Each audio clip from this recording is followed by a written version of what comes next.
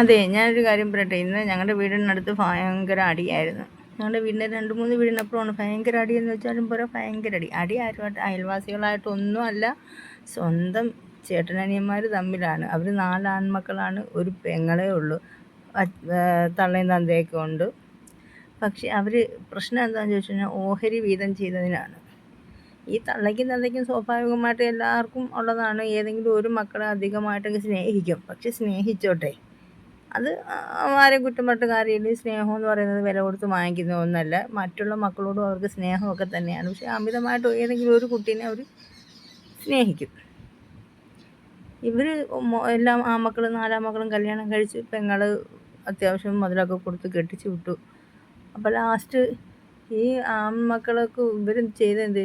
ഈ തള്ള ആ മോൾക്കും കെട്ടിച്ച് വിട്ട മോൾക്കും അവർക്ക് ഇഷ്ടപ്പെട്ട ആ 3ാമത്തെ ഒരു മോനിക്കും കൂടെ ഇത് മൊത്തത്തിൽ എഴുതി അങ്ങ് കൊടുത്ത്. 3ാമത്തെ മോനിക്ക് വീട് അങ്ങ് കൊടുത്ത്. അപ്പോൾ ഇളയ മോനിക്കും ഒന്നും കൊടുത്തില്ല, മുകളിലുള്ള 2 പേർക്കും ഒന്നും കൊടുത്തിട്ടില്ല. അതിൻ്റെ പേരിൽ അങ്ങോട്ടും ഇങ്ങോട്ടും വഴക്കും വക്കാണൊക്കെ ഭയങ്കര പ്രശ്നമായി. ലാസ്റ്റ് 10 തലവെട്ടിയൊക്കെ അടിച്ച് ഭയങ്കര പ്രശ്നമായി. പക്ഷെ കുറ്റപ്പെടുത്തുന്നത് ഇവരെ ആരെയുമല്ല, മാതാപിതാക്കളെ തന്നെയാണ് കുറ്റപ്പെടുത്തുന്നത്. കാരണം അവരാണല്ലോ ഇങ്ങനെയൊക്കെ ചെയ്തു വെച്ചേക്കുന്നത്. ഭയങ്കര തെറ്റാണ്. സാധാരണയായിട്ട് പെൺപിള്ളേർക്ക് കൊടുക്കണം. പെൺപിള്ളേർക്ക് ഈ ആണുങ്ങൾക്ക് കൊടുക്കുന്നതിന് 3-1 വിഹിതമാണ് കൊടുക്കുന്നത്. കാരണം നമ്മൾ സമ്പാദിക്കുന്ന സർവ്വത്ര മുതലുകളും കഷ്ടപ്പെട്ടുണ്ടാക്കി വെക്കുന്നത് മൊത്തം കൊടുത്തിട്ടാണ് ഈ പെൺമക്കളെ നമ്മൾ കെട്ടിച്ചയക്കുന്നത്. അപ്പോൾ അവർക്കൊരു 3-1 ഭാഗം കൊടുത്താൽ മതി ഓഹരി ചെയ്യുമ്പോൾ. പക്ഷേ ഇവർ ചെയ്തത്, ഇവർ ആ ഒരു മോനിക്കും ആ ഒരു മോൾക്കും കൂടെ അങ്ങ് കൊടുത്തു മൊത്തത്തിൽ. അവർക്ക് ഇച്ചിരി അത്യാവശ്യം മുതലൊക്കെ ഉള്ള 20 സെൻറ്റ് വസ്തുവും കണ്ടുണ്ട്. ഇതെല്ലാം കൂടെ ഇങ്ങനെ കൊടുത്തു. അവർക്ക് കൂടുതൽ സ്നേഹമുള്ളതിൻ്റെ പേരിലാണ് കൊടുത്തു. പക്ഷേ ഇത് ഏറ്റവും വലിയ തെറ്റുമാണ്, പ്രശ്നമാണ്, ഭയങ്കര പ്രശ്നമാണ്. ലാസ്റ്റ് കേസ് കൊടുത്തു. കേസ് കൊടുത്തപ്പോൾ പക്ഷേ അവരുടെ ഭാഗം ജയിച്ചില്ല. എല്ലാവർക്കും തുല്യമായിട്ടുള്ള പറ്റത്തുള്ള കേസ്. പണ്ടത്തെ പോലെയല്ല, ഇപ്പം അങ്ങനെയാണ് നിയമം.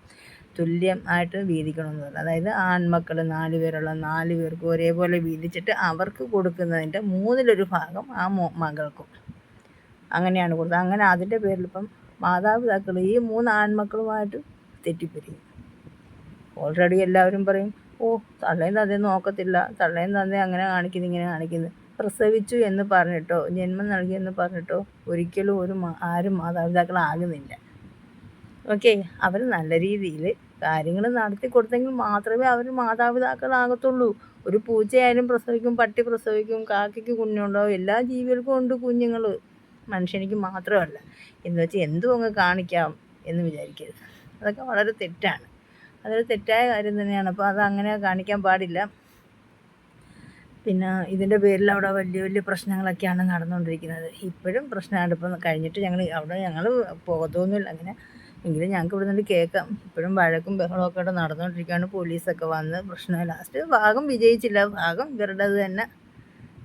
ഇതിൻ്റെ പുറത്തായി എല്ലാവർക്കും തുല്യമായിട്ട് വീതിക്കാൻ, തള്ളയ്ക്കും തന്തയ്ക്കും ഒരു ഓഹരി, ഈ മക്കൾക്ക് 4 ആൺമക്കൾക്ക് ഒരേപോലെ അവകാശം, മകൾക്ക് ഇവർക്ക് കൊടുത്തതിന് 3-1 ഭാഗം മകൾക്കും.